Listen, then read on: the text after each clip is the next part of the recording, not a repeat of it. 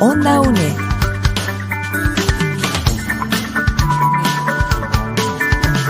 Un espacio de la Escuela de Ciencias Sociales y Humanidades de la UNED.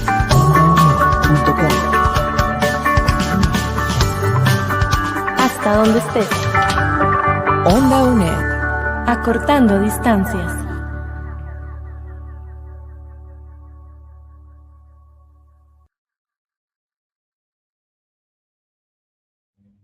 Hola, es un gusto tenerles en este programa de la Cátedra de Historia. Sol Hernández les saluda.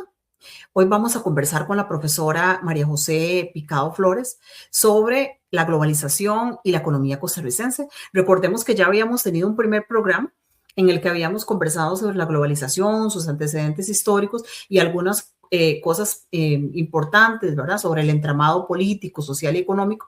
Ahora vamos a profundizar un poco más en esos temas. Bienvenida, María José, al programa. Muchas gracias, Sol. Saludos, Sol, Onda UNED, a los que nos siguen en las redes sociales, a los que nos escuchan por la Radio Nacional y especialmente un saludito para los estudiantes de la UNED. Muchísimas gracias, María José. Y algo muy importante, sí, estos programas los pueden escuchar en las redes sociales de Onda UNED, de la Cátedra de Historia, y los fines de semana en el 101.5 de Radio Nacional. María José, y bueno, para iniciar con esta conversación, contanos un poco cómo ha sido ese proceso de inserción de Costa Rica en las economías mundiales, ¿verdad?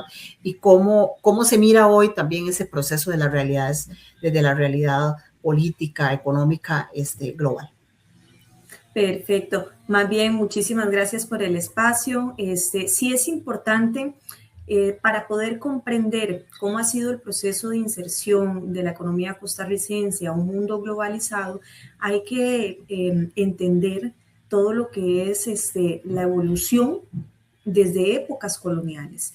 Entonces aquí es donde entra todo ese proceso evolutivo, donde vamos a tener a una Costa Rica colonial con una economía, una agricultura de subsistencia, un comercio bastante limitado, donde teníamos ya productos como el tabaco, como el cacao. Sin embargo, ocurre algo a inicios del siglo XIX y por más de 100 años Costa Rica va a adoptar un modelo, una estrategia de desarrollo agroexportadora. En mucho tiempo se dijo que Costa Rica era monoexportadora, pero Costa Rica nunca ha tenido un proceso monoexportador, ya que desde épocas coloniales se dio la inserción de ciertos productos. Aunque Costa Rica era una colonia bastante pequeñita y bastante alejada, sí logró tener este tipo de comercio limitado, pero sí se dio. Y una de las características de la sociedad en esta época era que la sociedad del pueblo vivía en pobreza extrema. Pero aquí sucede algo. Sucede que gracias a la actividad cafetalera introducida desde inicios del siglo XIX, Costa Rica optó un motor económico bastante fuerte. Existe una Costa Rica antes del café y una Costa Rica después del café. Cuando hablamos, por ejemplo, del café como este grano de oro, que es este motor económico, el café se introdujo en el continente americano en 1720. Incluso se dio a finales del siglo XVIII las primeras cosechas en el territorio nacional. Todavía Costa Rica como parte colonial. Sin embargo, hasta en 1808 fue que el gobernador Tomás de la Costa empezó como a arraigar el grano de oro a lo que fue el territorio y al proceso ya pequeño en ese momento de exportación, de venta. Ahora, importante, gracias al café, Costa Rica logró superar lo que era la pobreza extrema y empezó a dar bastantes beneficios en cuanto a infraestructura, en cuanto a puentes, en cuanto incluso a ideas de conexión de caminos, y todo se debe a esto mismo, a lo que era la exportación. Otro punto importante es que en nuestro país también se dio el auge de lo que fue la actividad bananera, incluido lo de que fue el producto del algodón, el azúcar, la carne, en el sector más que todo de la parte de Guanacaste, y de aquí empezamos a cambiar. Estamos ya terminando el siglo XIX con un modelo agroexportador. Llegamos a mitad del siglo XX y aquí es donde tenemos acontecimientos como la Primera Guerra Mundial, la crisis del 30, la Segunda Guerra Mundial, y a mitades del siglo XX algunas personas de interés buscaron cambiar esta legislación porque se dieron cuenta que la economía de Costa Rica era bastante volátil, era bastante limitada y entraba en crisis cada vez que se daba algún acontecimiento o una crisis internacional. Entonces aquí se va a promover a una Costa Rica con actividades más allá de las exportaciones tradicionales, y se adopta lo que se conoce como la estrategia de sustitución de importaciones. Y luego de acá, vean que vuelve a generarse una nueva crisis, que esta crisis es la que nosotros conocemos como la crisis de los 80, y nuevamente nos evidencia una necesidad de revisión en cuanto al modelo de estrategia de desarrollo, al modelo económico que teníamos, porque no era rentable. Aún continuamos con una situación bastante fuerte a nivel social, y si lo vemos y lo analizamos de esta forma, podemos recordar todo lo que surgió en los años 80, el estancamiento social que se dio, el estancamiento económico, todo el progreso que en su momento se había dado con el Estado benefactor, ya en los años 80 se vio paralizado. Entonces Costa Rica tuvo que revisar esta estrategia, y aquí es donde empiezan a surgir ideas de aperturas comerciales, de que el Estado deje de intervenir en cuestiones económicas y deje el proteccionismo y nuevamente le dé una apertura económica, una promoción de estas exportaciones. A partir de los años 90, como complemento a las políticas iniciales de la estrategia de apertura económica, vamos a tener nuevos cambios, y Costa Rica empieza acciones políticas, por ejemplo, en acuerdos generales de aranceles, empieza a firmar todo lo que fueron los famosos TLC, y aquí, por ejemplo, si hacemos un reencuentro de los TLC que Costa Rica en su momento firmó, por ejemplo, el de México en el 95, el de Canadá, el de Chile, el de República Dominicana en el 2002, el CARICOM también, que se da a partir del 2005, luego vamos a tener el de República Dominicana, Trinidad y Tobago, Centroamérica, lo que es Estados Unidos en el 2009, China y Singapur en el 2010. Estos han sido tratados, el TLC son tratados de libre comercio, para ahí que lo pongamos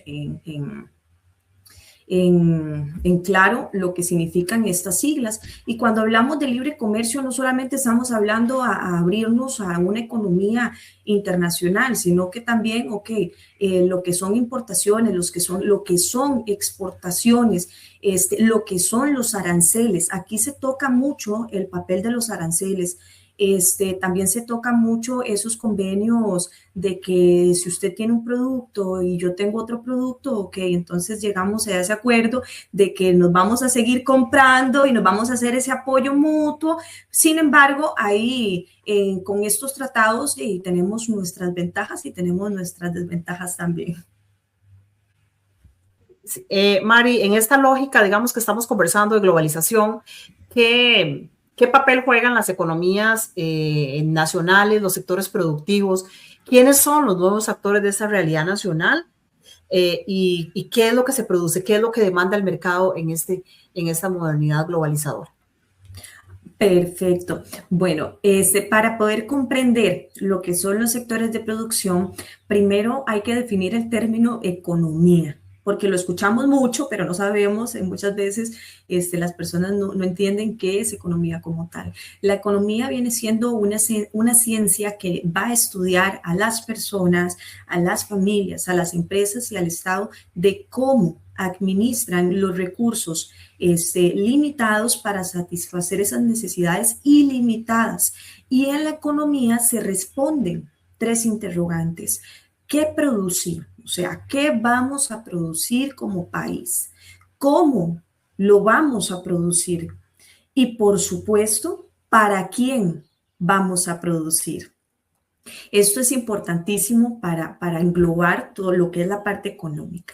En nuestro país sí tenemos sectores muy definidos. Cuando hablamos del primer sector de producción, estamos hablando de este sector primario, como agricultura, pesca, acuicultura, ganadería, todo lo que es la venta y la reforestación del sector forestal, todo lo que son maderas.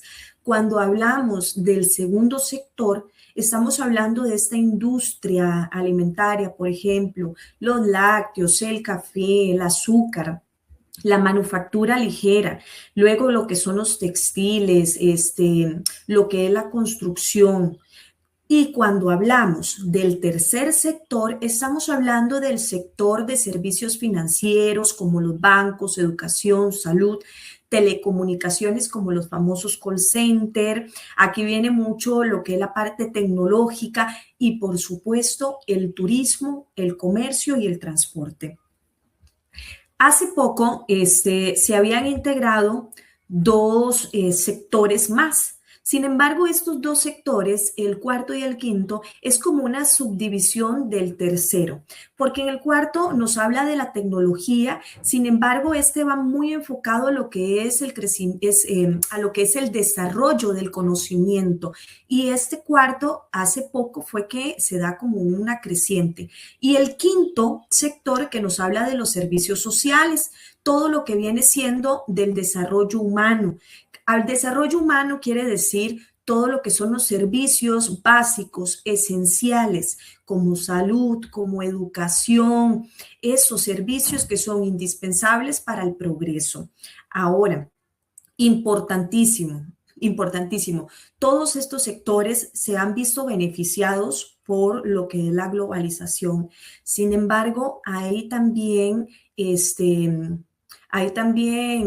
algunos puntos que se necesitan mejorar porque es muy delicado. Todos los sectores se tienen que manejar de una forma que se vean beneficiados y no dejar recargado un sector en específico, que es lo que está ocurriendo en Costa Rica actualmente.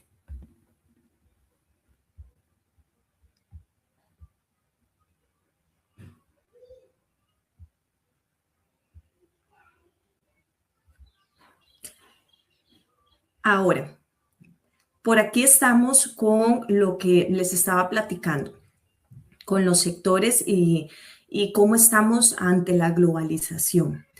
El primer sector como tal, el primer sector depende mucho de lo que son los mercados internacionales, más que todo para la parte de exportación, y enfrenta una fuerte competencia. No se puede llegar y comparar a un agricultor nacional que vende en pequeñas escalas a una transnacional. Eso no hay punto de comparación en cuanto a los beneficios económicos que puede obtener. Y ahí es donde nosotros entramos en el análisis de estas grandes cadenas que venden a gran escala y pueden tener el chance o la oportunidad de vender más productos que a un pequeño agricultor que simplemente va a la feria a poner sus productos, y la gente tiende a irse a comprar a estas transnacionales que al pequeño agricultor nacional. Y hoy, como tercer punto del sector primario, que por supuesto el primer sector se ve muy afectado por los precios internacionales y el cambio climático. Todo lo que viene siendo el cambio climático va a perjudicar y está perjudicando a nuestro primer sector.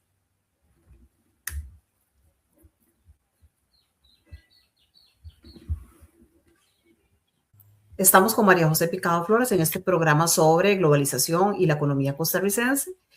Le recordamos entonces que este programa pertenece a la Cátedra de Historia y que puede verlo a través de las redes sociales de Onda UNED, de la Cátedra, y también en su réplica en el 101.5 de Radio Nacional. Ya regresamos. Onda UNED. Acortando distancias.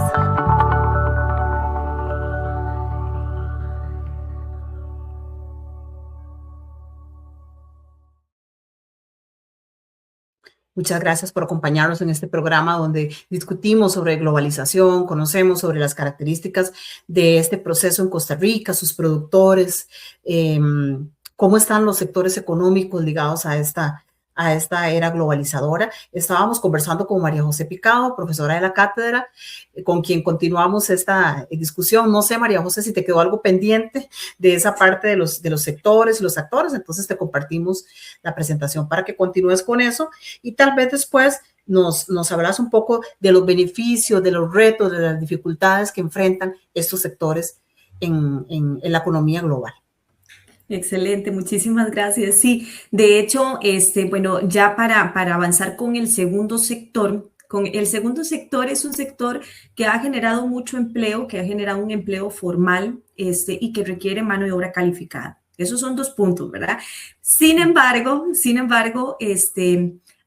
el hecho de que requiera mano de obra calificada no quiere decir que en nuestras universidades estén sacando a poblaciones que estén calificadas para estos trabajos. ¿Por qué motivo? Porque muchos jóvenes, y esto lo digo por los estudios recientes, muchos jóvenes no están completando lo que es la parte de colegio, no están ingresando a las universidades y esto está afectando a este segundo sector porque no están saliendo la mano de obra calificada para estos puestos. Entonces, esto es algo preocupante y algo muy necesario de que se trabaje en conjunto a las necesidades, porque existe una necesidad y por supuesto que al generarse una obra de mano calificada vamos a generar también un empleo formal como tal y bien pagado. Luego, en el caso del tercer sector, el tercer sector está altamente conectado al mercado internacional, a los avances también, todo lo que son, por ejemplo, los call centers. El segundo sector y el tercer sector de producción también trabajan muy de la mano con las zonas francas también. Y punto 2, en el caso del tercer sector, es el turismo. Sin embargo, el turismo depende mucho del flujo global de los visitantes que tengamos en el país. Y esto es algo sumamente preocupante. ¿Por qué? Porque es muy susceptible a entrar en crisis ante alguna pandemia, por ejemplo, como lo que ocurrió con el COVID-19. Ya más adelante lo vamos a platicar un poquitito más. Y los servicios digitales exportables también. Entonces, por acá tenemos los 3 sectores, ¿verdad? Y cómo se han ido manejando ante la globalización. Entonces, ¿cómo están actualmente? ¿Cómo los tenemos actualmente? Número 1, el primer sector se beneficia, ¿verdad? Beneficia a grandes exportadores. Sin embargo, hay una desventaja, hay una competencia desleal, diría yo, en cuanto a lo que son los pequeños productores y lo que son aquellos productores grandes, aquellas transnacionales. Segundo sector, genera empleo formal, pero requiere mano de obra calificada y lo que se está dando en nuestro país es que no están saliendo al mercado esta mano de obra calificada que se necesita. Y el tercer sector, estamos hablando que es el principal generador de empleo en nuestro país. Sin embargo, es vulnerable ante crisis globales. Llamémoslo COVID.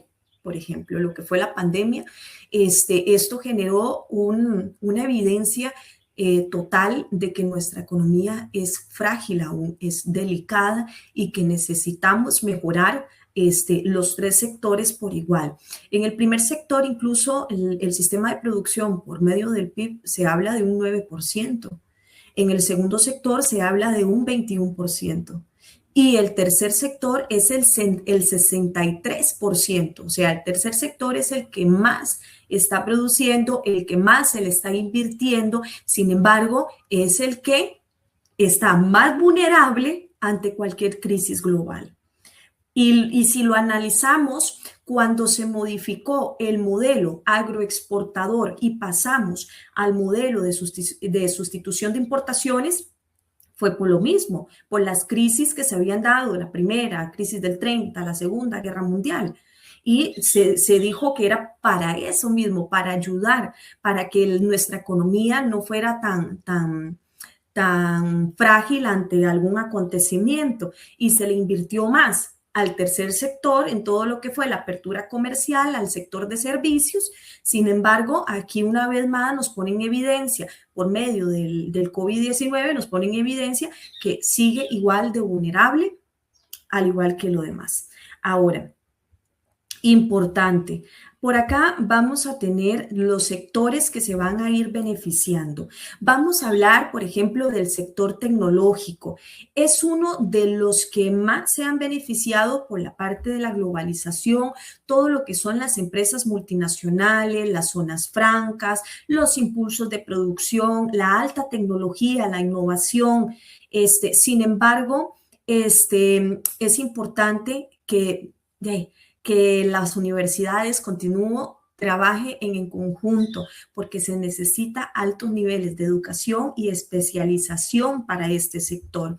Cuando hablamos del sector turismo, es un sector fundamental para nuestro país, para la economía nacional. Se ha beneficiado porque atrae bastantes visitantes. El Internet ha sido un plus. Costa Rica se vende en Europa y a nivel internacional como un país ecológico, y eso atrae a nuestros visitantes internacionales. Sin embargo, entramos en crisis globales, pandemias, y se genera una recesión bastante fuerte a nivel económico, y afectando no solamente a estas cadenas de hoteles, sino también a las comunidades que viven cerca de estos lugares turísticos. Luego, el sector de la agricultura, especialmente la agricultura tradicional de pequeña escala, enfrenta grandes dificultades a la competencia internacional, a hacerle frente a todo lo que son los mercados globales. Y por supuesto, el cambio climático ha puesto en evidencia que este sector no es tan rentable. No es tan rentable por la misma situación. Y nuestros productores enfrentan precariedad económica ante esta situación. Y si hablamos del empleo, podemos hablar que la globalización ha generado nuevas oportunidades laborales, pero también ha provocado una precarización en cuanto al trabajo informal y a las brechas salariales que existen. Existen mayores demandas de aquellos trabajadores calificados, mientras que aquellas personas que tienen un nivel educativo bajo no pueden aspirar a un empleo bien pagado y no pueden desarrollarse dignamente como uno quisiera o como el país podría darles esa oportunidad. A nivel general, impactos. Número uno, impulsa las exportaciones, la tecnología, moderniza los sectores de producción. Eso es lo que ha traído la globalización. Sin embargo, aumenta las desigualdades sociales y genera la dependencia de una economía externa. Nuestra economía aún sigue muy frágil y dependemos de economías más fuertes. Si estas economías fuertes entran en crisis, nosotros también entramos en crisis. La globalización, es necesario ver estas situaciones, los retos que tienen actualmente nuestra economía para poder hacerle frente a las demandas, tener un equilibrio, que es lo que se busca, un equilibrio sostenible e inclusivo.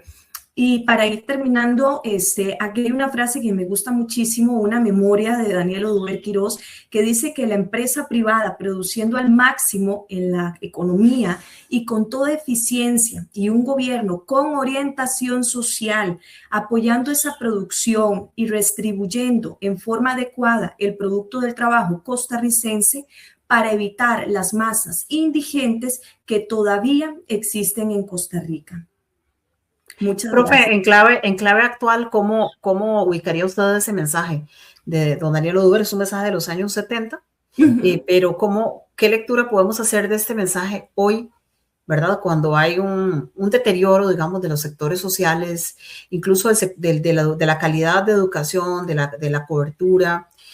Hablábamos ahora de las industrias, de las posibilidades de competencia frente, digamos, a las grandes transnacionales.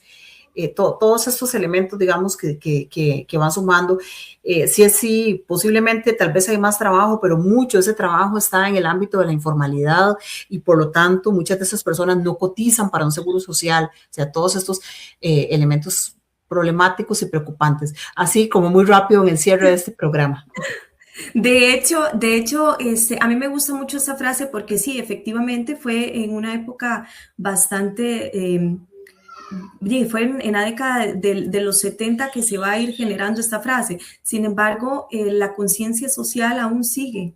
Es necesario devolvernos un poquitito atrás y ver que no podemos dejar de lado aquella población que está siendo vulnerable, que necesita que el gobierno vuelva a ver, que el gobierno busque a ver cómo ayudarle. No es posible que un agricultor nacional tenga que botar todas sus cosechas porque no se les vendió, o sea, porque no pudo vender. ¿Y esto a qué se debe?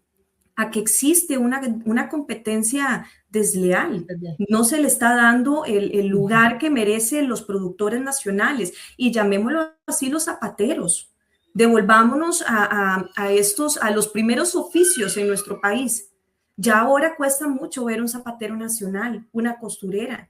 ¿Por qué? Porque lo que viene con la globalización, vienen un desplazamiento. De afuera. Exactamente. Claro, un desplazamiento total de esa mano de obra que se antoja ahora más útil que nunca a la luz de la seguridad alimentaria, de la autosuficiencia en muchos sectores productivos. Estoy totalmente de acuerdo, María José, con ese criterio. Muchísimas gracias, María José, por este interesante programa, a nuestra querida audiencia, a nuestros estudiantes, muchísimas gracias y nos vemos en un próximo programa.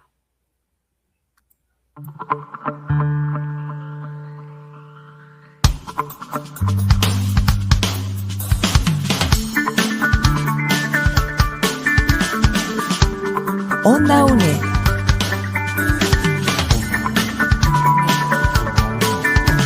Un espacio de la Escuela de Ciencias Sociales y Humanidades de la UNED.